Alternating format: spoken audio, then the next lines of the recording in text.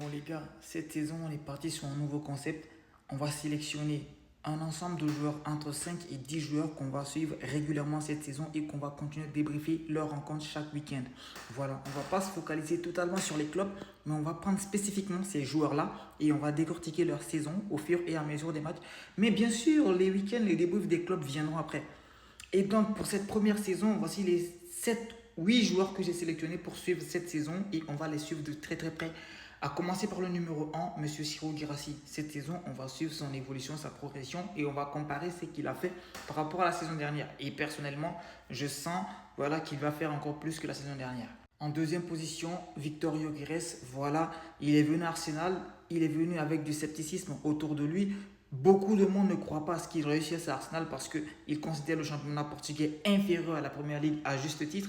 Mais voilà, j'ai envie de le suivre parce que je pense qu'il va prouver à tort tous ceux qui le détestent et je pense qu'il va fermer des bouches. Pour le troisième jeu, ça sera Iliman Ndiaye. Oui, ce gamin, il m'intrigue. Lui, en fait, je suis étonné. Ce mec, ce n'est pas un attaquant, c'est pas un milieu, c'est pas un ailier, c'est juste un putain de footballeur en fait. Et j'ai envie de le suivre. Il est tellement intriguant que j'ai envie de le suivre. Et je pense que cette saison, en étant le dernier buteur d'Everton à Goodison Park, le premier buteur d'Everton dans son nouveau stade, j'ai envie de suivre. Il y a une petite histoire qui va s'écrire autour de lui. J'ai envie de suivre. Pour le quatrième, alors tout le monde sait, on sait tous et on voit tous, on en est conscient, on sait qu'il a un talent énorme, c'est Kenan Yildiz.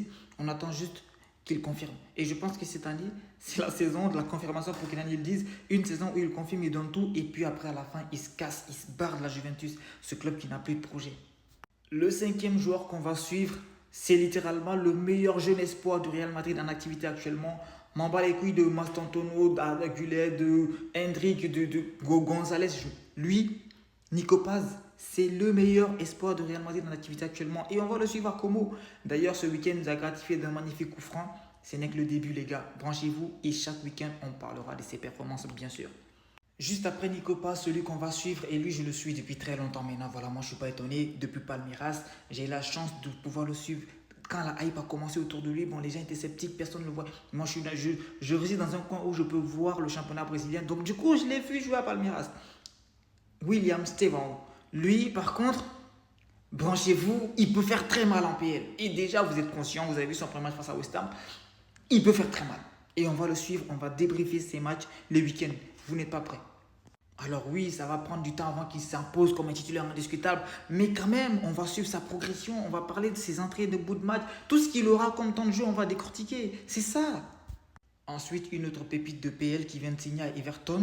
C'est bien, je fais d'une pierre deux coups en même temps. Il vient de signer à Everton avec Iliman Ndiaye, donc je regarderai ses matchs.